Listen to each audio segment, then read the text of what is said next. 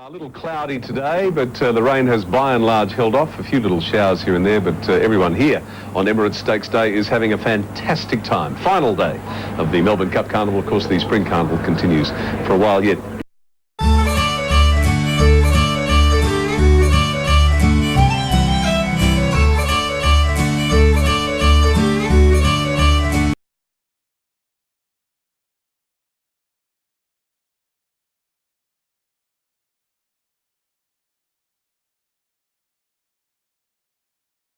At this point in time, and now it's absolutely doing you-know-what down here, and the wind's got up and the weather's got decidedly ordinary. So, Peter, you've actually got me to thank for that.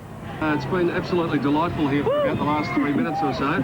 We're expecting Jen to do a Mary Poppins any minute now. She'll be flying down towards you in any tick of the clock. What are you laughing at? Who's responsible for this? Jim Webster, he said it was going to go around the course, boy. but we have been lucky all throughout the carnival, so a few spots of rain I don't think we can complain about. The problem is there's going to be a few more than a few. Let's go on to race 7, the Village Roadshow Welter. They're on their way to the stalls. 2,000 metres is the journey, starting time 3:25. Here are the tote figures now, and we can see that Valiant Bid number 5 is the favourite at $3.70. Also in contention, 2 Kingston Way at $9.50, 3 Typhoon at $4.90, and number 6 Western Outlaw is also in the betting at $7.60. And over the page we go then to see if there are any chances amongst the others, and there certainly is. Number 11 Joe Bananas is also in contention at $7 even. 294,000 in the win pool here for race 7, the Village Roadshow Welter, and they're taking every bit of shelter they can find here. The jockeys can't do it though. Friends will Rhyme number 1, Jen, to be ridden by Danny Brereton for John Hickmott. Well, he won first up, Peter. He came from off midfield on that occasion, and it was a pretty good effort from him. He is a handy horse. He has got 59 kilos, so that's a bit of a worry. Number 2 is Kingston Way, John Marshall, the rider for Simon Morris. Oh, dear. Keep going, Jen. The crowd's cheering for you. I've got water. I can't see. My eyes are... Apart from that, everything's all right. Yeah. Kingston Way, he's very much an improved horse, and since going to Simon Morris, that is, he races up on the pace. No, he's a lot fitter, and I think he's a chance. 3 is Typhoon, Damien Oliver, the rider for Bart Cummings at Randwick. He's got a definite class drop here, and Damien Oliver takes up the ride. He worked very hard. He was wide last start on the pace, and I thought you could forgive him for that run. I think he's got a terrific chance here. Number 4, Triumph, Aaron Spiteri takes the ride for Kevin Garland at Ballarat. He's a horse that likes to get up on the pace. He's racing very well, and he's a Flemington 2,000-metre winner. Number 5, Valiant Bid, Jimmy Cassidy is the replacement rider. Jason Patton not riding here today. Peter Hayes trains. A bit of an up-and-comer, this horse. It's hard to knock his form. He does like the wet, and he's getting it now, that's for sure. Certainly is. I think it'll be quite hard to beat in this. Number 6, Western Outlaw, Darren Gauci for Jimmy Houlihan, the octogenarian legend from Rosebud. Well, he ran on Wednesday at Kyneton, and I thought he had every chance there. He does back up here, and he's probably there with an each-way chance. 7, Dubois. Did nothing on Saturday. He was very disappointing there. I thought he had a little bit of a chance. So on that run, it'd be hard to be on him. And Larry Cassidy is the rider for number 11, Joe Bananas, and the trainer is Lee Friedman, who's not Bananas. No, he's not. Well, he was scratched from Thursday, this horse, to run in this race. He does like the wet. He's capable of a lot better than his form does suggest, so he's not the roughest by any means. What's your trifecta, Jennifer, if you can still read your race book? Number 3, Typhoon from number 2, Kingston Way, and number 4, Triumph. On their way to the barrier, let's head down to the relative comfort of the betting ring and Tim Gossage. Yeah, Pete, they got a roof here. There, it just covers me. I don't get wet at all. It's lovely. Yeah, good, terrific. Typhoon and Valiant Bid. There's only 2 horses, really, that the punters want. They came for Valiant Bid early, but now they're coming for Typhoon. Not much separates them in the ring. Gee, it's nice to be dry. Oh, yeah. You're probably a bit too warm down there. Tim Gossage and... hello there. Hi. Here we are. Oh, it's been fun here. And, Oh, dear. Yeah, you're right there now, Jen. I've just got mascara and everything. You're rolling down. Makeup. I think we better have a look at these horses going around to the gates because, Jen, I think you need some running repairs there. 2,000 metres is the journey of the Village Roadshow Welter, and they're heading over towards the start now. The rain is easing. Typhoon is Jen's pick. It's mine, it's Letsy's, and it's Dan's as well. Western Outlaw for Richard Friedman, and Valiant Bid is the selection from Gary Willits. And we shouldn't forget our hard-working crew who are out there braving the rain too. Good on you, Gil. Yeah, you enjoyed watching the pictures that we've seen over the past week or so here from Flemington. One fella who does love the pictures, and we'll see them over and over again, is that man, John Marshall, because he'll be replaying the Melbourne Cup for the rest of his life. In this, he's riding Kingston Way number 2.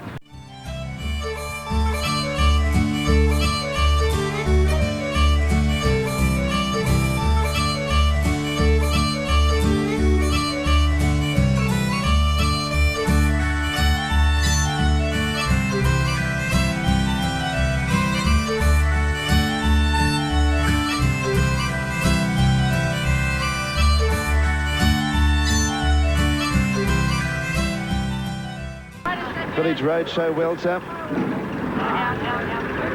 Favourite is Valiant Bid. Gets back and it's races. Away they go. Joe Bananas missed the start down on the inside by a length or so. Frenzel Rom allowed to drift back.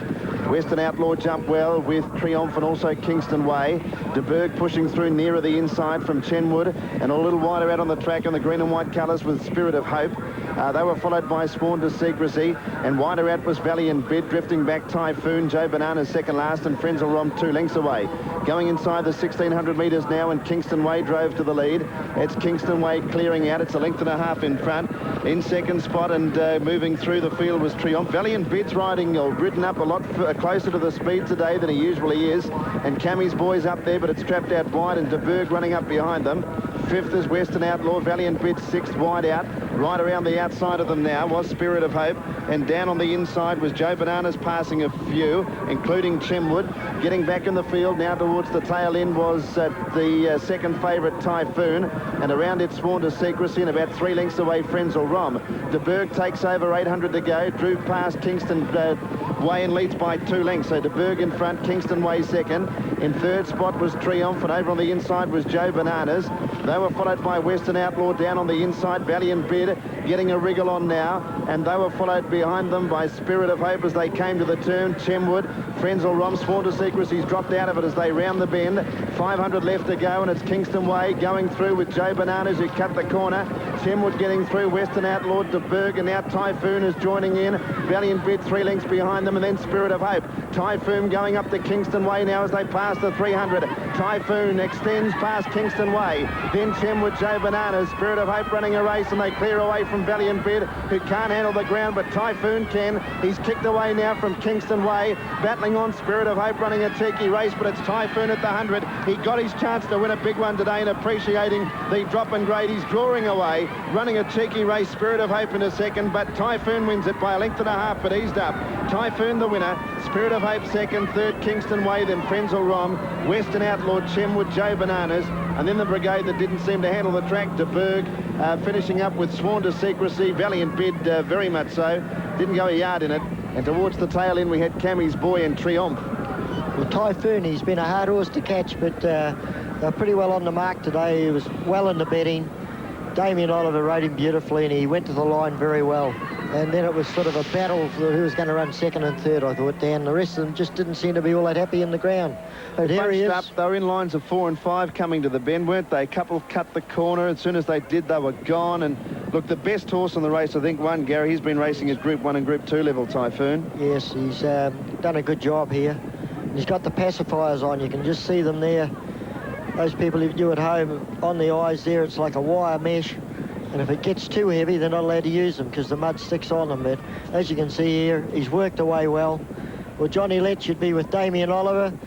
He hasn't got any mud in his eyes, Damien, I don't think. Well, I tell you what, Gary, we were just talking, Damien and I, and if you can get the camera to have a look at the pacifiers actually on the winner, he's well, he can't see much, Dame, can he? No, neither can I, Johnny. No, but you must have been pretty impressed with this horse. Yeah, I was backing you last early. They were pretty keen early, the pace, and I just joined him in a stride on the turn. I got there far quicker than I wanted to. You said that, you might have got there a bit soon, and then he was slowing up a little bit the last bit, but, the track could have had something to do with that. Yeah, there's a strong headwind in the straight too, John. Yeah. How would you rate the track now, Dame? It's probably slow, mate. But slow, yeah. This horse, he's been a while between drinks.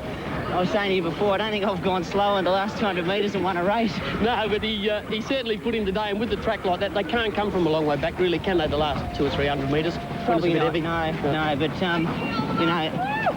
John, it's good to ride a winner, mate. I think I was sending the punters broke. Everyone's been saying, come on, Ollie, so hopefully a few of them back that one, mate. Look, mate, you're pretty popular with them, don't worry. Good luck, Dame. Cheers.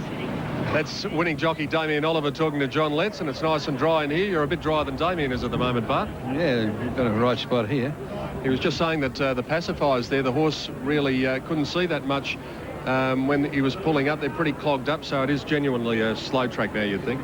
Well, I just got quite a shower just at the start of the race, and just made it a little bit softer. But the horse ran very well. He's a little bit down in class today, and I appreciated that. And it was nice to see him have a win.